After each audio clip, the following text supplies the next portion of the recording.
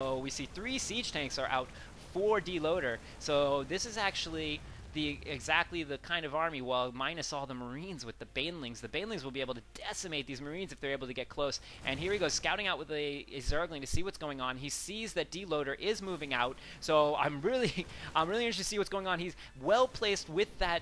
Oh, all the Banelings moving out. Oh, what's going to happen? Oh, my goodness. And all those Marines just dying. Look at them all melting away. Every single Marine down. And almost all the tanks dead as well. These Zerglings coming up to clean up the last of those tanks as well. This one caught out overextended and taken out by these Zerglings that are able to come in. And they have the upgrades as well. Just so well played by Yaz. Catching DeLoAdEr at just the right moment.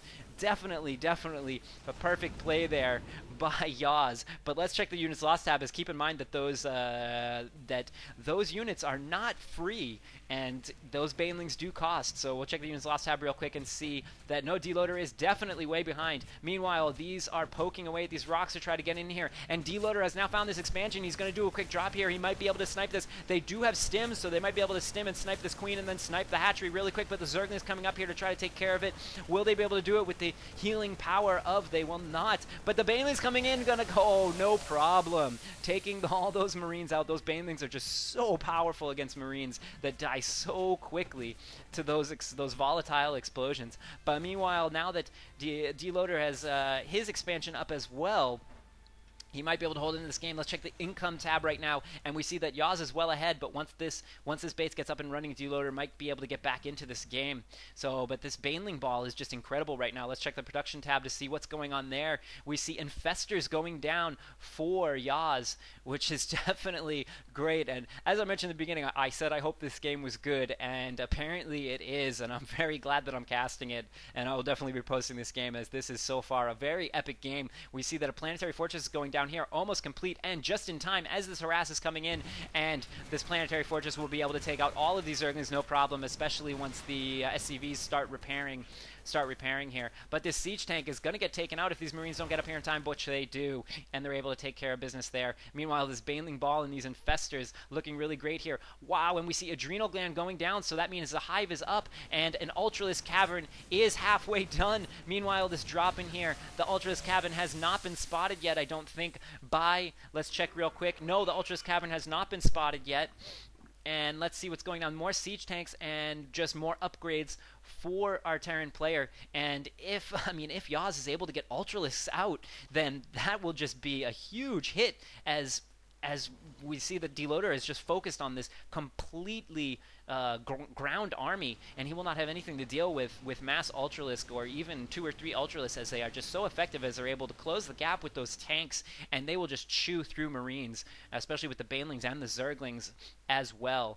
And keep in mind that the big power of the Ultralisks is, as they are so big, the siege tanks don't get to do their splash damage when they shoot at Ultralisks, because they only hit the one target, or maybe 1 or 2 Ultralisks next to them, which won't do massive amount of damage. But meanwhile, look at this. The Banelings and some moving out, able to catch once again these siege tanks off guard. Oh, the fungal growth on those Marines. However, I think that DeLoAdEr did come out on top on that, as he did not lose most of his Marines, and only 3 of his siege tanks were lost. Meanwhile, Yaz lost completely his whole army, but 7 Ultralisks being produced right now. Will they be able to get out in time to deal with this army? DeLoAdEr now moving in. He is sieged up and ready to roll.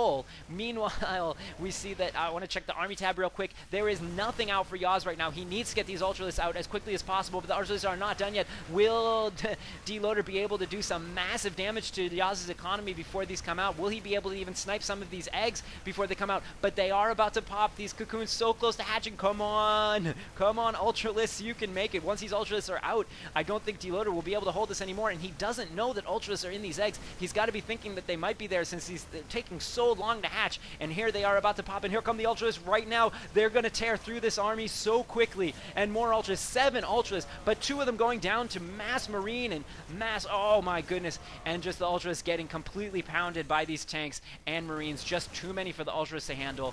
I was expecting to see them chew through them, and Yaz with the GG, as DeLoAdEr able to tear through them handily. A very unexpected win for DeLoAdEr from my end. I definitely expected Yaz to be able to hold that off with his but when he lost all of his army right before those ultras popped out, DeLoAdEr with the perfect timing on that push. And I just want to check real quick if DeLoAdEr never saw that ultras cavern, so he definitely didn't time it on the fact of when the ultras were coming out. If DeLoAdEr had attacked, I think maybe a minute or even 30 seconds later in the game, I think we definitely would have seen a very different outcome to this game, but extremely well played by both players, and I definitely hope to see some more games like this from both of these players, as they are extremely good, showing us their top macro and micro skills, and I'll see you guys for my next cast.